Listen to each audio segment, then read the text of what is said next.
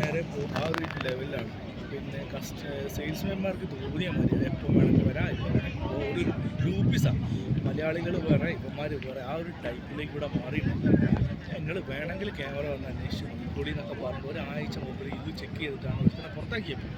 കാരണം ഓൻ വിവേകിനെ വിളിച്ചറിയാതെ വിവേകൻ ഞാൻ രാവിലെ ലീവാണ്, എനിക്ക് വൈകാന്നാണ്, നിങ്ങൾ ലീവ് എടുക്കും.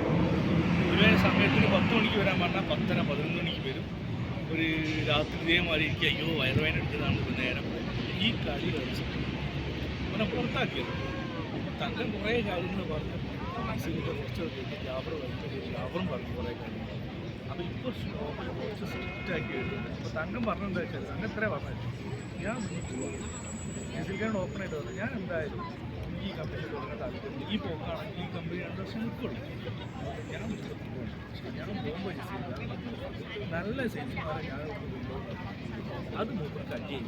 തങ്ങനോട് പറഞ്ഞാൽ എന്താ വെച്ചാൽ മാക്സിമം വെറുപ്പിച്ച് സ്റ്റാഫ് വേണ്ടെന്ന് പോയിക്കോട്ടെ, ഉള്ളവർ നിന്നാൽ മതി. അപ്പോൾ തങ്കപ്പോൾ CP ആണ്. അങ്ങനത്തെ ഒരാൾ വേണം ശരിക്കും സ്റ്റോറിൽ.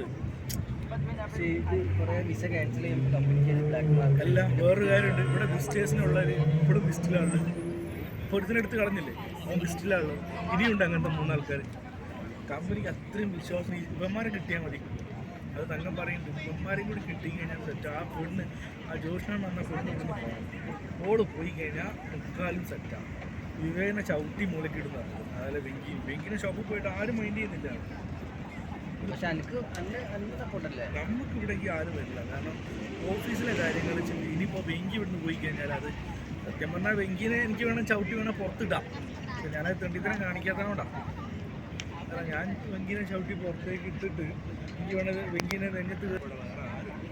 അപ്പോൾ ഞാൻ മാത്രമേ ഉള്ളൂ. അപ്പോൾ എന്ത് കളി കളിച്ചു കഴിഞ്ഞാലും ഓനെ കമ്പനിയായിട്ട് എടുത്ത് കളഞ്ഞിട്ടുണ്ടെങ്കിൽ അത് ഓട്ടോമാറ്റിക്കലി എൻ്റെ കയ്യിൽ വന്നു. പിന്നെ ഡയമണ്ട് ഈ 4 മാസം ജാഫറോ